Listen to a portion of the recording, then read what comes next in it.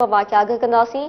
Election commission की committee Rawalpindi चगुड़े commissioner धांधली इल्ज़ामनि जी अॼु खां जांच शुरू कंदी। रावलपिंडी डिवीज़न में रावलपिंडी, अटक, चेलम, चकवा, तलगैंग ऐं मरी शामिल आहिनि। क़ौमी असैम्बली जूं 13 सीटूं आहिनि। पंजाब असैम्बली जूं 26 सीटूं आहिनि।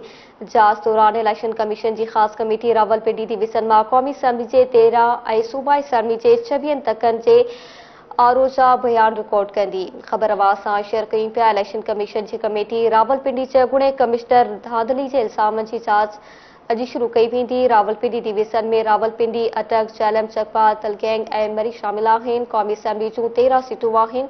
पंजाब असैम्बली जूं 26 सीटूं आहिनि। ज़रियनि जो चवणु आहे त जांच दौरान इलेक्शन कमीशन की ख़ास कमेटी रावलपिंडी डिवीज़न में क़ौमी असैम्बली के 13 ऐं सूबाई असैम्बली के 26 तकनि के आरोजा बयान रिकॉर्ड कंदी।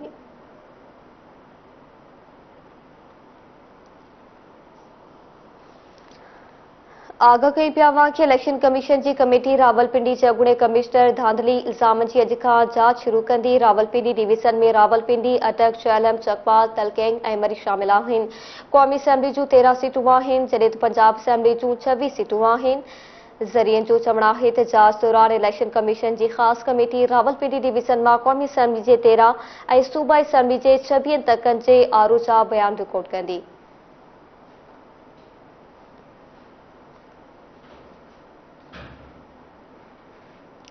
आगाह कई पिया कि इलेक्शन कमीशन की कमेटी रावलपिंडी चगुड़े कमिश्नर धांधली इल्ज़ामनि की अॼु खां जांच शुरू कई वेंदी। रावलपिंडी डिवीज़न में रावलपिंडी, अटक, चेलम, चकवा, तलगैंग ऐं मरी शामिल आहिनि। क़ौमी असैम्बली जूं 13 सीटूं आहिनि, जॾहिं त पंजाब असैम्बली जूं 26 सीटूं आहिनि। जांच दौरान इलेक्शन कमीशन की ख़ास कमेटी रावलपिंडी डिवीज़न में क़ौमी असैम्बली के 13 ऐं सूबाई असैम्बली के 26 तकनि के आरोजा बयान रिकॉर्ड कंदी।